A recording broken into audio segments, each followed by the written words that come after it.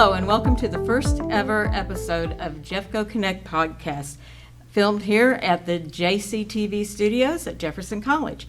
My name is Dr. Joanne Fish, and I am the Associate Dean of Humanities. And my co-host today is Dr. Jan Johnson.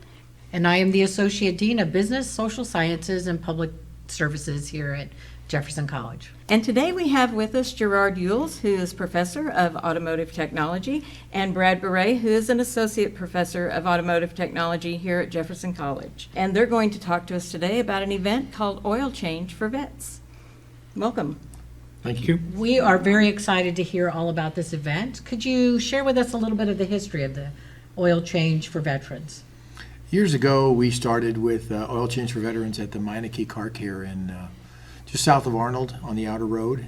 And I called up one day, and the owner of the business decided that he was going to retire. So when he retired, there was kind of a void for that. And so Brad and I got together and thought maybe we can do this here on our campus. So he and I decided to start it a few years ago, and since then it has grown, and we've kind of made the event something that is really beneficial for the students as well as the area veterans. Great. And so we've been doing it here for, about 4 or 5 years? I think this will be our Fourth, fifth? I think it's a fourth year. Fourth year. All right. Awesome. So tell us a little bit about how it works, and maybe if you have a story you could share with us about how it's gone in the past. How it works is the veterans will call starting on November 1st.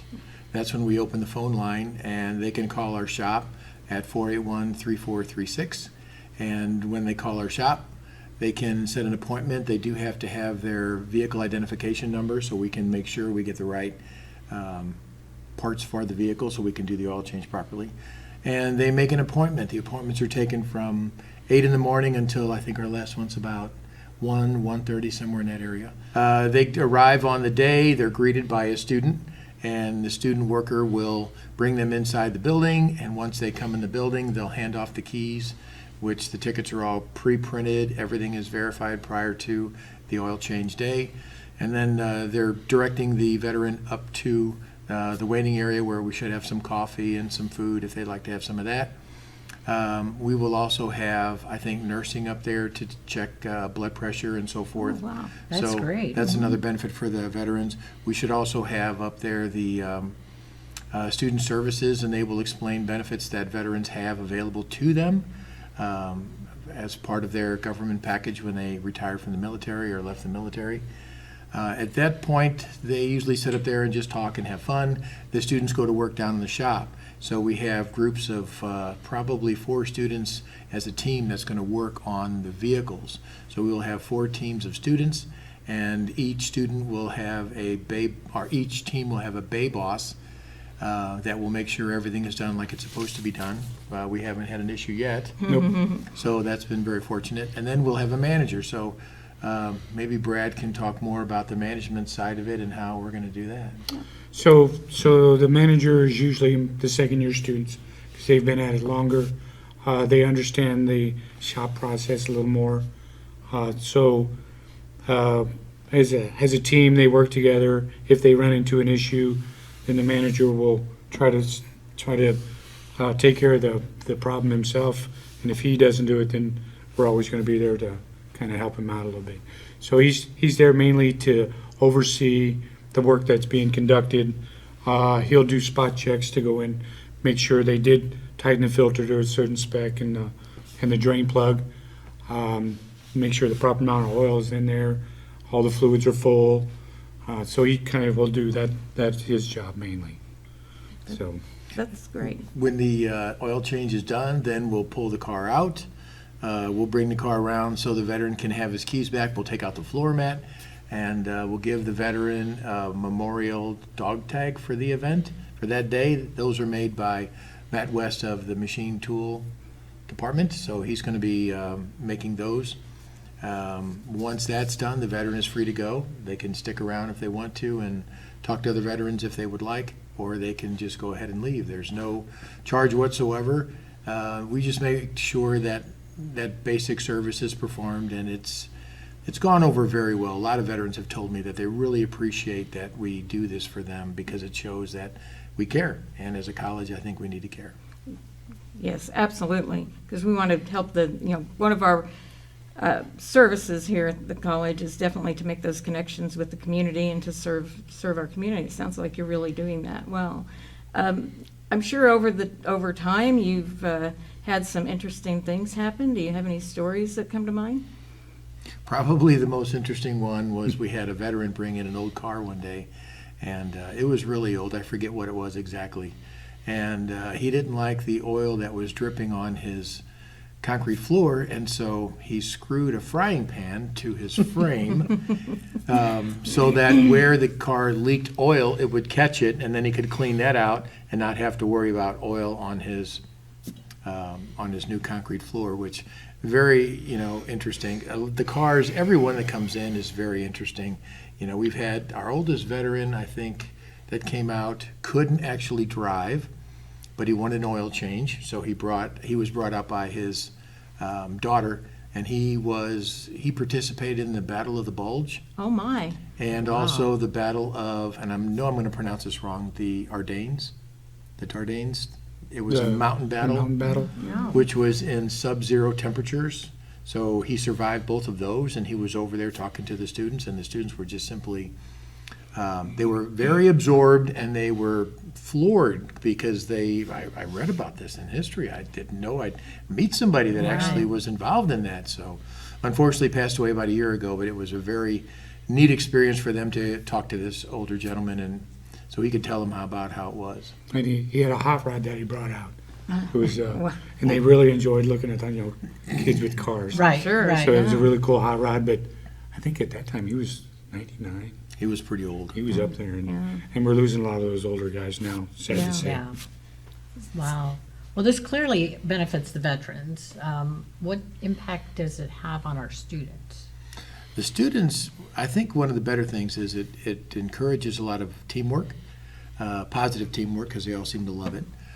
It encourages, it broadens their knowledge of shop experience to an actual day-to-day shop experience. So if you're working in a shop, there are some days when you can work in, if you want to call it this, like first gear, where you go slow because there's not a lot of cars to work on.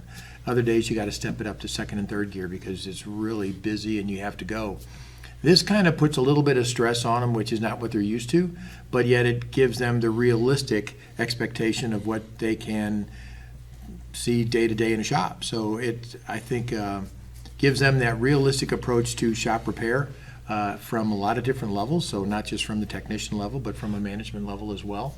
And I think that benefits them in a lot of ways. When they're finished, a lot of them say, wow, this is really neat. And I think that we're going to try something a little bit different this year. I have invited some of our partners that want to hire our students. We're coupled with Ford, we're coupled with Toyota, and I've invited them to come out if they want to take a, kind of sit in the background and take a look at students. And if you see one that you say, that looks like a pretty good student. Almost maybe like you wanna talk scouts, to 'em. huh? Right. But it's good. It's good. They can get a good idea of what the student is like, and when they're finished with all this on that Saturday, from what they've told me in the past, it's really opened their eyes, and it made them realize just exactly how shops are run. So it's very important. And to caveat off of that, they learn a lot of those skills that we seem to be losing, soft skills like communication, because they have to communicate with the veteran, communicate with each other, and be able to, I guess, share the data or share the information that they may not understand so they can break it down so they do fully understand. Because a lot of times we find cars with some significant issues that we want to make sure that the veteran knows that they probably should take care of in the future because they may not have a lot of money. And a lot of times we do work on the cars for the veterans just to help them out. So we want to share that information. But they learn those soft skills and the communication stuff that they need, that they're going to need, especially in the future when they go to work in the real world. Right. So Well, all kinds of things we hadn't even thought Right, of yeah. that they're learning. So just to make sure that we don't miss this, the event is November 16th, correct? Correct. and a registration, or they can start making appointments on November 1st. Yes, and it's first come, first serve. And they can call again 636-481-3436, Monday through Friday between the hours of 11:30 and 1:30 to make your reservations. I do understand that slots are limited. How many spaces do you have? We, on that day, will do approximately 45 oil changes, so Okay. you can imagine how, I mean, I think if I remember correctly, within the first week, we're full. Oh, yeah, I think 4 Right. days, Yeah. if they're all full. And so there's a lot, but it goes fast. Okay, I so, hear that, sorry, Go Joanne, ahead. I hear that you added something this year. We did. So this year, we added a silent auction. It's going to be a limited items, but the money that we're going to raise from that is going to be, half of it will go to a veterans organization within Jefferson County. The other half will go towards the next year's event. We used some different departments here at the college to do that. Metal Fab is making a mailbox. Welding is doing a fire pit. I'm going to do a lamp out of car parts, and I'm going to do a set of stools out of some other car parts, essentially. We've got Griggs. I don't know what he does, but he's making a bench with the tailgate that we're going to Carpentry. carpentry. Yes, Yeah. we're going to auction that off. So just a bunch of little cool items. Again, it's probably maybe 7 things. so things, no. if somebody wanted to bid on these auction items, how would they do that? So they're going to have a what's the little box called? I remember the little box where they take a picture. The QR code. QR code. Yes. So the QR code, or they can write it on the list. Then at the end of the day, we'll pick the winners of those, and then all the money will go to the foundation, and then because we don't handle the money part of it. Right. So that's kind of the gist of how it's supposed to work. I think the QR code is also there in case veterans would want to donate, because in the past, we've had veterans say, listen, I can afford my own oil changes. I appreciate what you're doing here, but I would like to donate to the program to help make it better next year. So the QR code is not just there for the bid items. The QR code is also there for anyone who might say, you know what, I'd like to donate some money to the program for the veterans for the Right. future. So if they want to donate whatever they're comfortable with, I'm not here to set an amount. But yeah, that's another aspect of the QR code. Well, and speaking of that, can you talk a little bit about how it's funded, other than the donations and those kinds of donations? The funding is from our vendors, so we support our vendors support us. They also have some funding available through the foundation. Blake Tilley over there, he's done a great job in helping us secure the funding in the right way so that we can take care of what we need to take care of. The foundation's very easy to work with in that respect, so I want to thank them for all the work that they've done in helping us get this accomplished. But that's pretty much all that we do. I mean, the other funding for these other departments, they're donating these things. Right. So, it's even culinary arts, they're donating, big pots of chili for these guys. So, there's so many departments that are helping us here do this for the veterans. I'm very thankful that all of them are wanting to do that for that day, because it works out very well. If you guys, anybody wants to come out and take a look at it and see it, it's a wonderful experience for them. It's really cool. And then me being a veteran, really appreciate all that we do here. Because I'm getting ready to retire in December after 33 years of being here. Wow. So Wow. it's really cool. We appreciate it. I go to the VFW and the AMVETS and the Legion and all those different organizations, and we talk about it, and they're just super happy about it. So it's a good program, or good event, I should say. Yeah, Good. And anytime we can do anything to bring the community on campus, I think, right. that helps make that connection. Go ahead. And that's why we do it on a Saturday, Right. because during the week, we think there'd be too much confusion. So we figured if we did it on a Saturday, we'd have free reign on campus. So we do put, as soon as they come on campus, if somebody were to come on campus and they're new, we have basically yard signs that say this way to the veterans event. And then we put flags, and we line the flags all the way up both sides of the drive. So regardless of if you come from the south or from the north, just follow the signs. They'll go right up to our shop. There's a big banner out there that they'll see. So there's even a special parking area for the veterans when they pull in, but they're not in their cars very long before a student walks up and says, "Hi, are you here for the event? If you are, can I have your keys, and we'll take care of your car from here." That's great. That's great. Yeah. Okay, so just once again, the event is November 16th. You can register by calling the number 636-481-3436, Monday through Friday, between the hours of 11:30 and 1:30, and that opens up on November 1st. Are we leaving anything out? The only thing that I would say is when they do call us, please don't call us either before that time or after that time, because we're in class. Right. And when the phone rings, it's very disruptive to the students that are working. So that's all we ask. Okay. That's All good. right. We want to mention that these gentlemen, Gerard and Brad, are from the School of Math, Physics, and Technology. And yeah, we want to give a shout out to their Associate Dean, Marianne Angliangto. I hope I said that right.